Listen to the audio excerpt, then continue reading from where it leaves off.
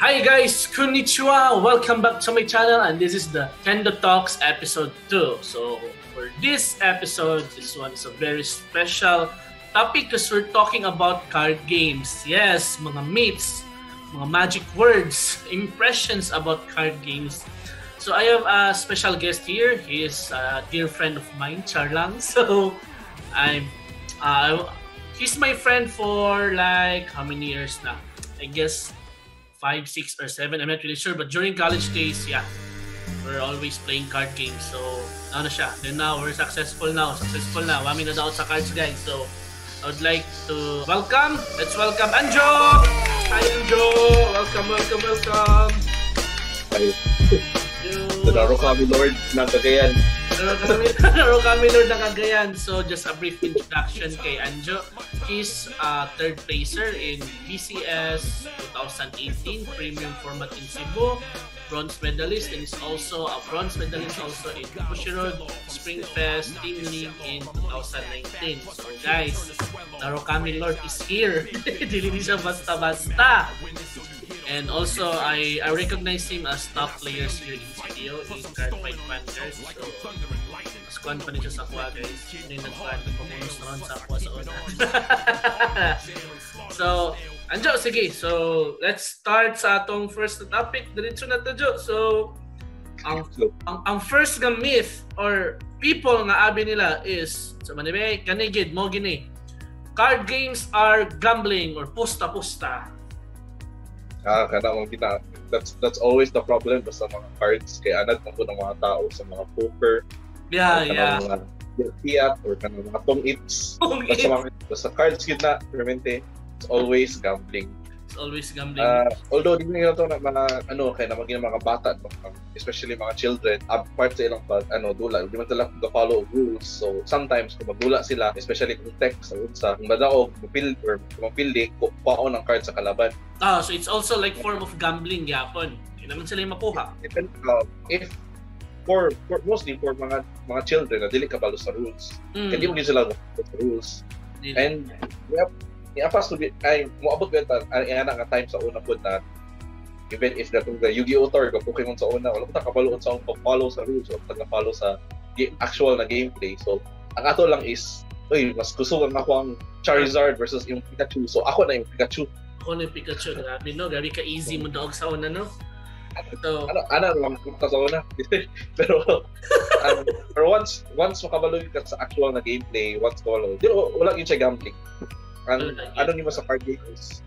Wala yung part sa game na kailangan ka maghatag ng part sa kalaban, wala yung rules sa game na dapat maghatag ka sa maybe ang gambling lang na aspect is pag-upgrade sa mga booster packs kay of course kailangan ka magasto sa packs and then random pa yung packs so hindi ka sure kung saan sunod. But at the same time, pwede mo ka magpalit of singles para sure yun kasi makuha. Yeah. So even though in tournament, wala giingon nga makadaog ka po ni mo bahay nimo kontra sa imong cash. There's no such thing as like that. Yes, of course. It's not tournament.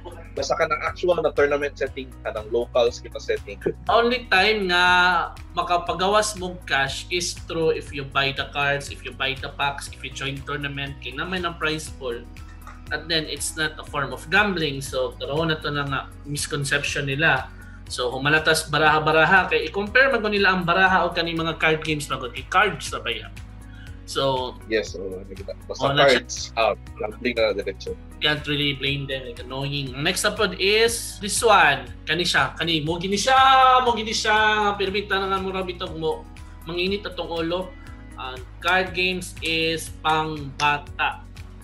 mga bataot, mga gadulag children's card game pa lang ang ngalan. Children's card game. Although marketed siya for children, of course. Yung ginatawa kaya naman siya anime, pambata biyan ng mga cartoons. Mga King Toy. Pero sa titulaon, saan? Di siya pang kid-friendly nga mga games. Tsaka siya tarawon, pang-market sa mga bata, especially kita ka niya, mga tutoy-tutoy. Kung bata yun ang mga tutoy-tutoy. Na. Pero, ano yun siya? Mura siya pag dili na mo siya tanawon sa iyang surface level, nakikita mo na almost pareha siya sa chess. Except sa chess kay So mo naman ang mga kay kabalo naman ka sa field kahit sa tanan. Ang nakanay sa game sa mostly na ay element na wala kang kabalo sa mga pieces sa kalaban nimo, wala kang kabalo ng pieces nimo. So naging element na kanang every game kay na random chance na ay mga every game ay special kay wala kang kabalo sa imong mga pieces. So abi nila pang bata or kanang sayo na modular card games kay children card games lagi pero in reality anime pero in reality no di siya sayong dulaon, you have to memorize a lot of cards. Yes, kailangan to di mo mag-strategy kay dili lang ka pwede mag-activate lang ng cards, hindi ka pwede mag-attack lang. You need to know the meta game, especially if you want to succeed, especially sa mga tournament levels. Kaya sa isamuan nila Kendo, like kadumdum gini sa una na moabot kami isa ka adlaw na sige lang yun grind ng dula para lang maka-third or maka-first place. Like Jesus Christ, kadumdum ko habang paparako may paato dito dula ra gyapon. Yeah, it's not grabe ginang practice, like every situation dapat like sakto to imong comparison, it's like chess, no? Pero ang sa chess lang kay you have this default pieces, default moves, so gamay ra kay mo studyhan, like pero gamay lang kayo. Gamay ra kayo ang kwan bitaw ang iyahang kabalo nakakuon sa move sa kontra, because a horse it's always gonna go letter L gyud inana. But in card games there's a lot of text, there's a lot of cards, there's a lot of play style, so dili strategies dili ko mo agree nga kanang sayo na modular card games. Rulings na wala ka kabalo. Pag-activate tayo mo sa kaninga card kay dili pwede kay specific rules. Kay if ang bata if lagi dili lagi when if lagi so the timing miss the timing ana. So logi na siya ang kwan. Then ang next would be dili na tama diretso dayon. So since the topic na tag card games kay no pang bata ra ba, actually naman pwede sila point ka ng i-market siya sa bata pero di ba naka-market siya sa kids pero weird lang kaya no, naka-market sa kids pero ngano kasagara ang gapalit sa card games kay mga mga 18 and above, mga naitrabaho, mga tigos. Ano siya marketed siya for children for mostly pang collection kay sila man gid ang pinaka-paspas gid palit. Ganahan ko tanawan kana ko ni Dragon. That's why dad papalit ko ani, pero even though marketed siya for children, ang iyang overlaying na gameplay good is strategy game din siya. So that's why interested kayo din ang mga adults naman ta. Adults na pero grabe. Okay, so the next would be rich kids lang bang makadula og card games? Rich kids lang ba? What's your opinion about this? Ulangin ko yung sometimes. Yes and no kay mahal ang cards yun. Mas yun sa ito iwan. Okay. Mga nung mahal mo kining mga papel nga no, tig 1,000 maning papel maning nga karton, kamahal ba ni nga karton 2,000 to 5. 2,000 ang karton sa una mahimong 500 na karon o 100 na karon. Yeah, ano ba na?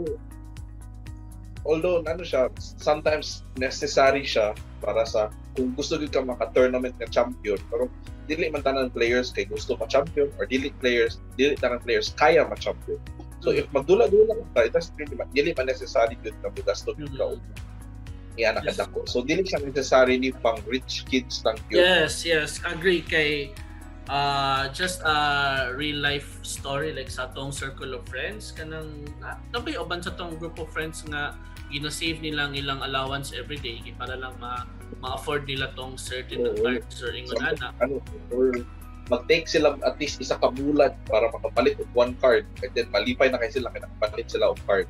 Or even mga dili man nimo necessary need yun to gasto og 10,000, 20,000 para lang maka-champion kay dito sa ato sa BCS Cebu 2016. Isa lang ka trial deck, naka second place na siya. See? So, deck lang. How much was that? That's around pilang trial deck ato? 1,000 pesos. Legend deck 1,000 pesos. Unya, ang mga usually ang mga gipang fielding yan, pilay gasto sila mga cards. Kanang full 20k, 10k. Ana mga Gipili sa 1,000 pesos mga 20k na mga deck. So, dili siya necessary. Depende na sa skill nimo as a player, depende na sa kabalo ka o sa pili sa ipalaban.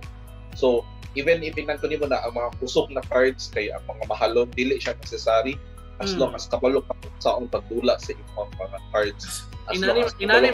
Inani magud siya John no kanang in this card game na tong idula card fight vanguard, it's not just about kanang the blinks rarity or sa kamahal ng imong cards, like 50-50 gid siya.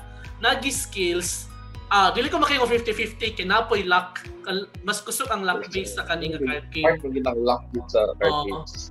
So ang naka-nice with sa card games yun kay dili siya di skills nakikita ko pero lang wala siya sigada.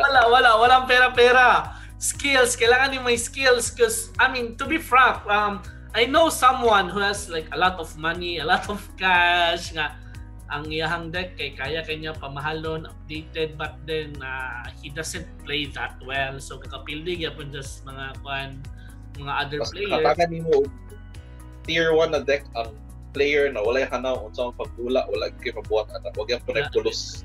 Yes.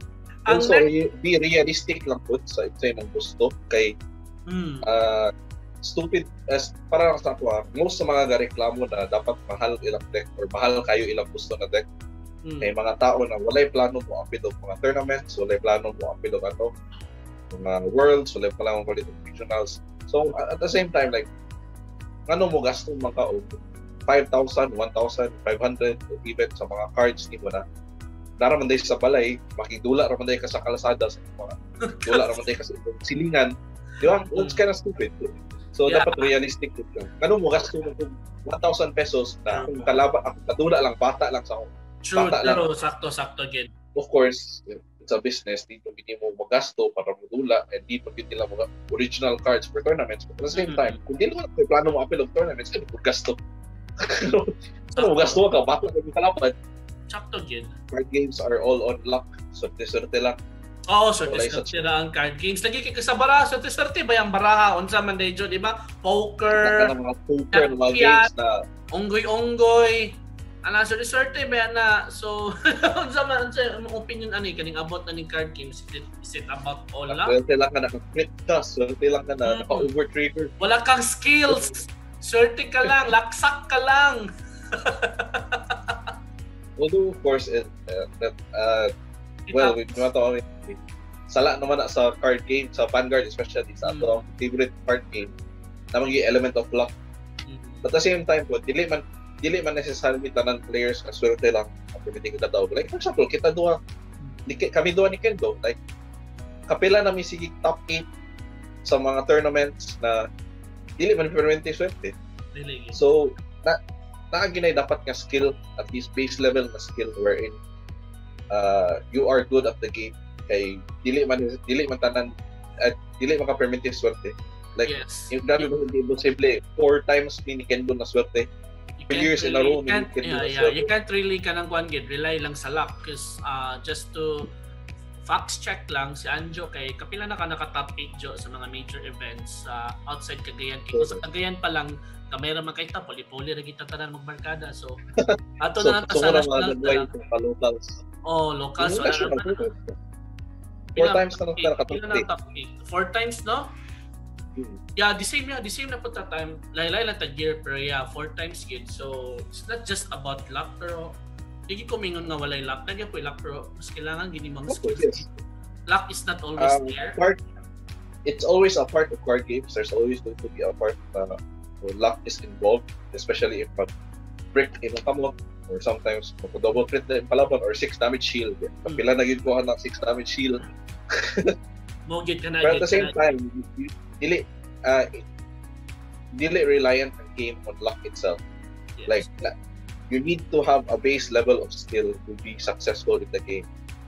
Kay dagan ko friends na naswerte lang 1 year and then kato lang po ilang top. Wala na sila ilain. Kay salik lang sila, naswerte sila. Wala kayo mo. Well, compare nimo sa mga actual na good na players na every year maka champion sila permanente or every year shout out Winchester C, Joseph Lopez, Iman Suarez. Iman Suarez. Kana sila na mga players, they know how to play the game. They know how to mitigate the luck. Na maski maka double crit pa yung kalaban, kabalo sila. And they know how to ensure that they can still win. Like, it's in their mindset na, di ba, ang sato kay ako mo double crit ka, like, in good players, they're always thinking na, if mag-double crit ka, may gagawin akong ganito para makabawi ako. They're like analyzing or thinking the possibilities bito ahead of them. They already analyzed na what if mag-double crit ang kalaban ko, what should I do?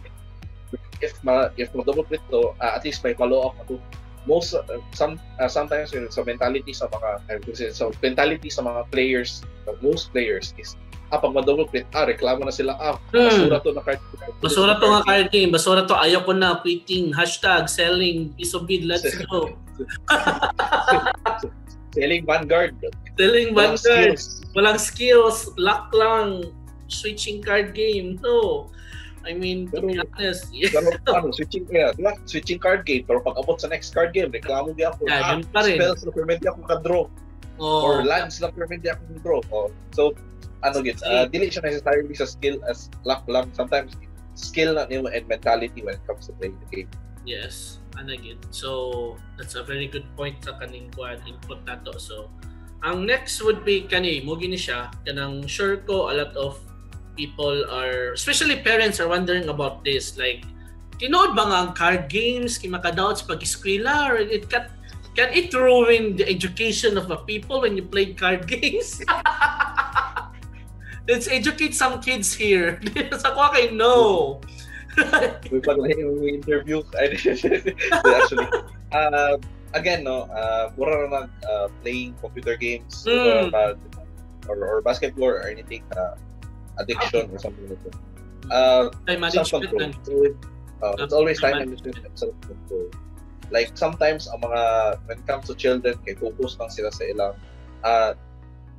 asa sila and ma-entertain, asa sila malingaw, and sometimes they need to be told na dapat na mo self-control. Like for example, kami nila Kendo, especially among group is around college level na kami atong time, and then pasaylo sa Ginoo na wala kayo sa amo ano. Pero kami na dunggan ng mga grade school or high school students na sa among same group na oftentimes cut na classes para lang mag-play o card games. So dili man na it's not usual, dili siya dili tanan na players kay maging ana magtapos classes, pero sometimes you have to really just self-control. Especially sa just a personal anecdote lang is na time na almost hapit na ako fail sa classes sa college, and ako yung time na kanang hapit na ang isa pa major tournament.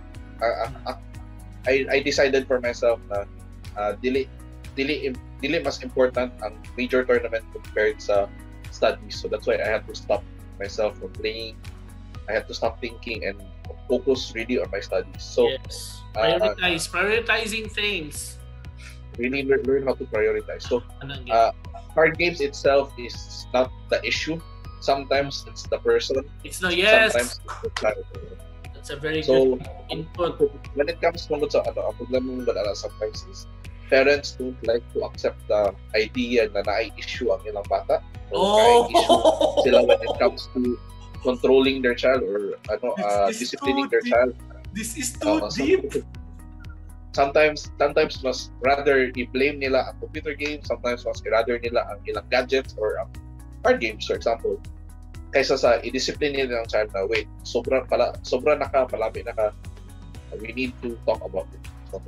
So that's a lesson sometimes for parents too, na dapat you need to learn kung saan imuhang responsibility as a parent. Na dili na it's not that although responsibility as a child to know what's their priorities, it's also your responsibility as a parent to guide them. That's a very good advice, Anjo. So in case guys, if you didn't know, please take his word seriously. He's playing card games, but he's a graduate of psychology in Xavier University. So, ano siya guys? It's his job. So, I actually really like that advice because, you don't blame it to the game. You don't blame it to something na kanang kuan ilahang ginaadikan baka. It's always about the person. Kay kung kaya sa uban, kaya po nila. Ano bitaw balance. Like kita bisag Inon pa nila addict na kay tag cards pero nakahuman man tag eskwela naman tay mga saktong trabaho naman ta nagpabuhi sa itong mga parents so sorry man lagi mga board exam na lang you really need to know na prioritize time management kay na naman gina sa tao it's your value or character bitaw so ang next would be when we play this kind of card games like Card Fight Vanguard, do we get cash prize if we win in a major tournaments? That's the always question. Labo na katong nakadaog ko? Katong nakadaog ko? Kailan na question, Kailan ako? Post ko, third place ko sa BCS or sa Spring Fest. Pila man yung prize? Pila mong prize? Wala. Placemat lang. Playmat lang. Honor and glory! Honor and glory! Sa other card games, may cash prize. For example, naman ko yung amigo na naka top 8 sa Magic the Gathering and I think nakakuha siya ito 5K or 10K. Where that depends on the card game. Not all card games especially I also think sa UPO is wala sila yung cash prizes. Murang booster box lang po or something like that. Don't quote me on that. I'm not sure. Basta I'm sure na pipila lang na mga card games na ay cash prizes. That's mostly Magic and Pokemon. Parang sa Card Fight Vanguard, sama nang sa Card Fight Vanguard, especially ang gina-play game Card Fight Vanguard has no cash prizes. So if maka-third ka, mahay na lang ka, sorry ka na lang. Medal. I mean, ang sako, experience is naka-champion man ko, so walay cash prize gyapon, medal lang, then card, exclusive card sa champion, then trip to Japan, then they won't give you libre yung accommodation, hotel, pero ang food, libre ang food, like you really have to bring your own pocket money. I think it's the same as John Day when he won the tournament in Cebu sa Singapore. Sa Singapore. Dili man gyapon tukuan. Mo gyapon to cash bali. I remember him bringing pocket money good, like one good kay ang shoulder sa company isang imorang fare ang hotel and the rest would be na yan, ikaw na bahala. And it's also reasonable because like this one, I think ang Vanguard nga tournament ako ni balan nga na major tournament na when you join this kind of event na wala registration fee. You don't have to pay in order for you to join this major tournament. It's for free. So like thinking for that, you cannot build a prize pool kay libre naman ang pag-join. So where kanang thankful na lang kayo Bushiro gave us like trip to Japan and their own expenses without lang bitong getting some prize pool sa mga players na nag-join. Diba, unlike any other tournaments, naging sila cash prize, kaya naman po sila registration po. Sila registration fees, yes, napot sila So, again, depends sa game. Pero, oftentimes, when it comes sa mga iyan na type of games, napot sila yung registration fees. So, yeah. So, Card Fight Vanguard, wala yung cash prizes. Kami ni Kendo, wala may na-receive na mga cash prizes. Wala. Light lang na prizes. Pero if you ask someone nagadula og Magic, Pokemon, maybe Yu-Gi-Oh, I'm not sure. Yeah, let me know. Limit na in the comment section if unsay mga prize na kadawat mo cash prize. So, yes.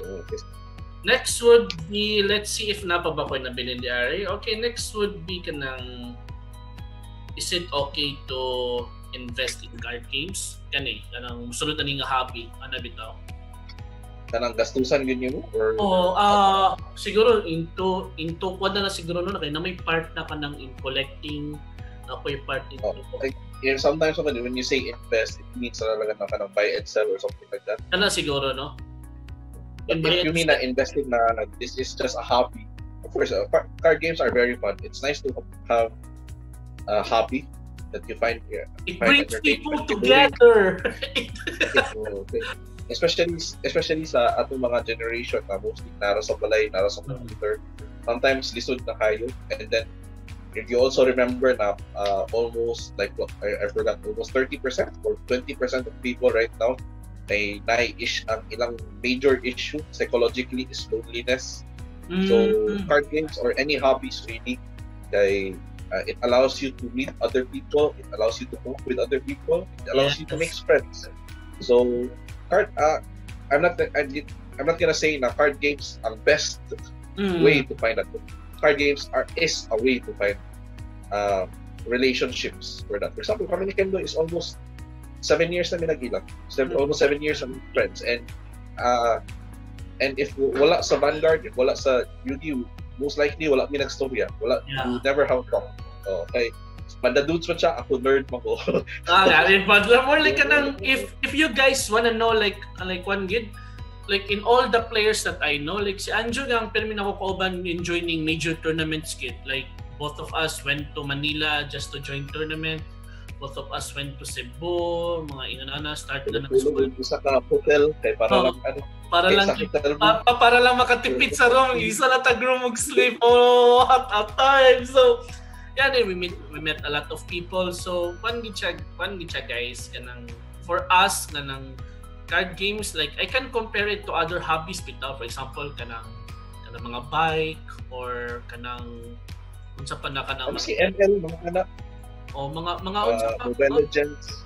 Mga unsa pa ninyo nga hobby kasi kanang hobbies, it's really good when you meet someone or people nga the same mag interest kay walay malingaw kanang it's really fun to talk about people na the same ang inyong maganan. So hilig mag-anime you get to meet other people, you get to share your mga learnings or whatever. Basta is get to meet friends. You get to meet and a lot of friends. So always get happy guys. Ayaw mo permente lang sa nasa balay nagdula or kailangan gid na kiti outlet nga makapa-stress relief sa ato. Ito mga advice sa mga people who wants to get good in this card game, especially in card fight Vanguard. Sa ato mga advice ay lahat, not just to brag, but I really think based on our experience, we can really vouch or give them some advice, especially we experience fighting on big stage and local and international like that. So what advice can you give to those who wants to be a good card fight Vanguard? So for me personally is don't be focused always sa ang mga meta or mga tier list or whatever.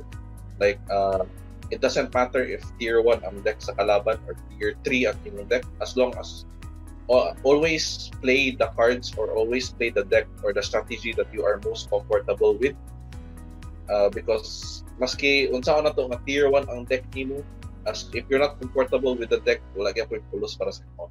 So if you're more comfortable with a tier 3 deck, that's you have more experience with a tier 3 deck or whatever, that's better than bringing a tier 1 deck. For example lang anecdote lang si Joseph Lopez katong tournament katong champion for 2019 sa Manila.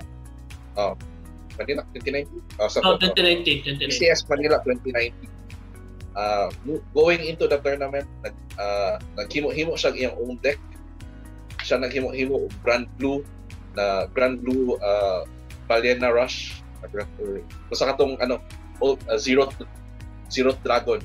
And naman ko sa Manila atong time, permente siya ginakantsawan na basura ang iyang deck, walay pulos ang iyang deck.